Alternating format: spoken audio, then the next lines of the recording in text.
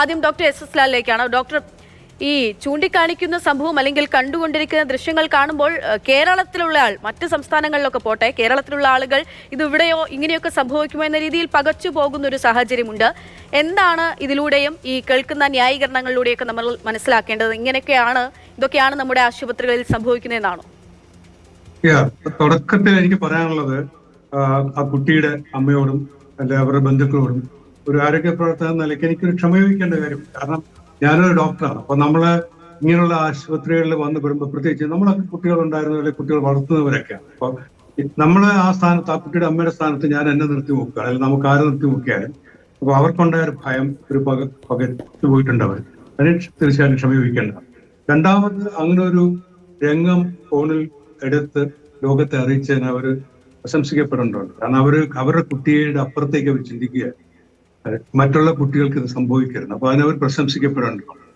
ഇത് കണ്ടുകൊണ്ടിരിക്കുന്ന പ്രേക്ഷകരോട് എനിക്ക് പറയാനുള്ളത്, ഇങ്ങനെ ഭയന്നു പോലെ എല്ലായിടത്തും ഇങ്ങനെയല്ല, ചില അബദ്ധങ്ങൾ പറ്റാറുണ്ട്. അപ്പൊ അത് അങ്ങനെ സംഭവിച്ചു പോയതാണ്. അപ്പൊ കേരളത്തിൽ ആരോഗ്യ വകുപ്പോ അല്ലെങ്കിൽ എല്ലാ ആശുപത്രികളും ഇങ്ങനെ മോശമാണ് ധരിച്ചു പോകാനും പാടില്ല. അടുത്ത എനിക്ക് പറയാനുള്ളത്, അല്ലെങ്കിൽ പ്രശംസിക്കാനുള്ള ഡോക്ടർമാർ, അവിടെ അന്നേരം ഉണ്ടായിരുന്ന ഡോക്ടറെയും നഴ്സിനെയും ഒക്കെയാണ്. കാരണം അപ്പൊ അവര് വളരെ വലിയൊരു മുറിവൊക്കെ ആണെങ്കിൽ, അല്ലെങ്കിൽ വലിയ അപകടമൊക്കെ ആണ്, വലിയ ഒടിവൊക്കെ ആയിട്ട് വരുന്നത് ചിലപ്പോൾ അവർക്ക് പരിഹരിക്കാൻ പറ്റില്ല. അവരാണ് ആരോഗ്യവകുപ്പിന്റെ ഉത്തരവാദിത്വം കൂടുതലായിട്ട് വരുന്നത്. പക്ഷെ ആ പരിമിതമായ സാഹചര്യത്തിലും ആ കുട്ടിക്ക് തലയിലെ മുറിവ് തുന്നലിടാനും കെട്ടിവെച്ച് വിടാനും ഒക്കെ അവർ ശ്രമിച്ചത് ഒരു വലിയൊരു കാര്യം തന്നെയാണ്. അവർക്ക് വേണമെങ്കിൽ പറയാൻ കണ്ടില്ല എന്ന് പറഞ്ഞാൽ കേരളത്തിലെ പ്രശ്നങ്ങളിലേക്ക്, കൂടുതൽ പ്രശ്നങ്ങളിലേക്ക് പോയി ചിലപ്പോൾ ഡോക്ടർമാർ ആക്രമിക്കപ്പെട്ടു എന്നും വരാം. അത് ആലോചിച്ചോ. അപ്പോ ഞാൻ പറഞ്ഞു വരുന്നത് ഒരു ആശുപത്രിയുടെ ഒറ്റപ്പെട്ട സംഭവം, ഒരു ടിപ്പ് ഓഫ് ദി ഐസ്ബർഗ്, മഞ്ഞുകെട്ടയുടെ മുകൾ ഭാഗം എന്ന് പറയുന്ന പോലത്തെ പ്രശ്നമാണ്. അപ്പൊ അവിടുത്തെ ഉത്തരവാദിത്വപ്പെട്ട അറ്റൻഡറൊക്കെ പറയുന്നില്ല, അവര് പറഞ്ഞ ശരിക്കും ഉത്തരവാണ്. ഡീസലിന് വില കൂടുതലായിരുന്നു, ഞങ്ങൾ ഓഫ് ചെയ്ത് ഇടാറുണ്ടെന്ന്. അവിടെയാണ്. അപ്പൊ ഇതിനകത്ത് സിസ്റ്റത്തിന്റെ പ്രശ്നം, നമ്മുടെ അവിടുത്തെ സംവിധാനങ്ങളുടെ പ്രശ്നമായിട്ട് തന്നെ കാണും.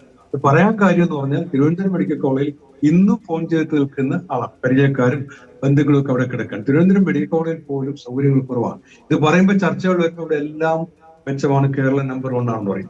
കേരളം നമ്പർ 1 ആകുന്നതിന് പല കാരണങ്ങളുണ്ട്. മനുഷ്യർക്ക് ആരോഗ്യ അവബോധം ഉള്ളതുകൊണ്ട്, ഇവിടെ വെള്ളം ഉള്ളത് കൊണ്ടൊക്കെ. 42 നദി ഉണ്ടായത് ഏതെങ്കിലും ഒരു സർക്കാർ തുടങ്ങിയതല്ല. അപ്പൊ അത് കേരളം പല കാര്യത്തിലും പണ്ടേ നമ്പർ 1, പല കാര്യത്തിലും വളരെ പിന്നിലോട്ട് പോവുക.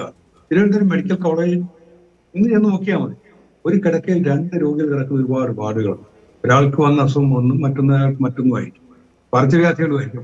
വന്ന അസുഖവും വേറെ അസുഖമായിട്ട് തിരിച്ചൊരാൾ വീട്ടിൽ പോയി വരും.